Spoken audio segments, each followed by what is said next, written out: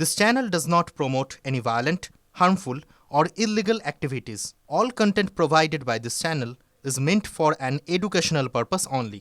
আর শুরুতেই একটা বড় খবরের দিকে নজর রাখতে হচ্ছে বিগওয়ালে। এই মুহূর্তের বড় খবর এসআইআর আবহে ফের রাশি রাশি ভোটার কার্ড উদ্ধার হয়েছে। নদিয়া শান্তিপুরে আবর্জনা স্তূপে বস্তাবন্দি ভোটার কার্ড। একবার ছবিটা আপনাদেরকে দেখাবো, ঠিক কোথায় কিভাবে এই ভোটার কার্ডটা পড়েছিল সেই ছবি আপনাদেরকে দেখাবো।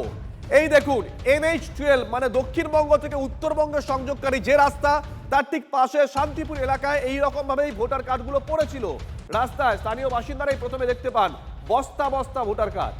মহাদেব আমাদের সঙ্গে রয়েছেন টেলিফোন, আমাদের সহকর্মী মহাদেব। এই ভোটার কার্ডের কোথাকার ঠিকানা লেখা আছে, মানে কোন জায়গার কার্ড?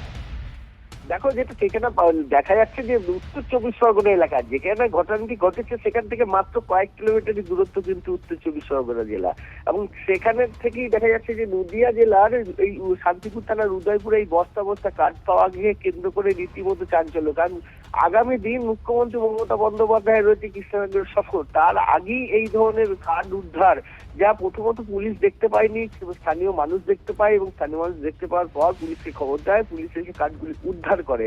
কিন্তু এখন প্রশ্ন উঠছে যে এই কার্ডগুলো কে বা কারা কেনই বা ফেলে গেল।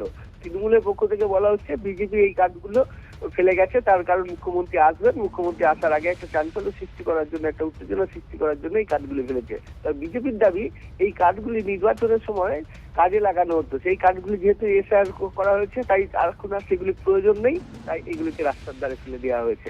শুভজিৎ, নজর রাখো।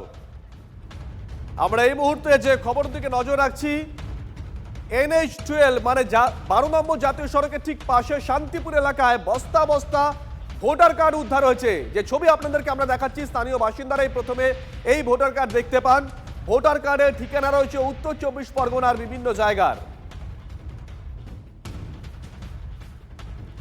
দেখো, বস্তাটা ফেটে গেছে, পা দিয়ে নাড়া মারতে এগুলো বেরিয়েছে, এই ভোটের ছবিগুলো। তারপরে আমাকে ডাক দিল, আমি লাঠি দিয়ে বাড়ি মারলাম, দেখছি এগুলো হরুর করে বেরোচ্ছে। এই কার্ড কতগুলো ভোটার আছে, সিডি ক্যাসেট আছে অনেক, আরও কাগজপত্র কত রকম কি আছে। এখন মোটামুটি কত 400-500 হবে এখানে রয়েছে, আরও রয়েছে ভেতরে সব।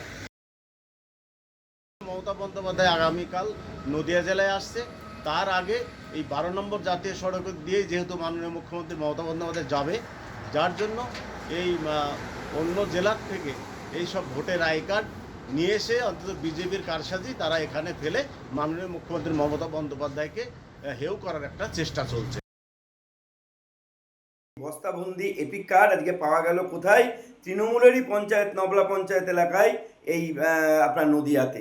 এই কার্ডগুলোকে নিয়েই যে সমস্ত ছাপ্পা ভোট, যে সমস্ত মৃত ভোট, যেগুলো বাংলাদেশি অনুপ্রবেশকারী ভোটার, তাদের দিয়ে ভোট করিয়ে তৃণমূল আজকে ক্ষমতায় টিকেছিল। এটা থেকে তাই প্রমাণ করে যে আর কোনো কিছু নয়, যে এসআইআর বাংলায় কিভাবে প্রয়োজন ছিল সেইটা আজকে মানুষ হাড়ে হাড়ে টের পাচ্ছে।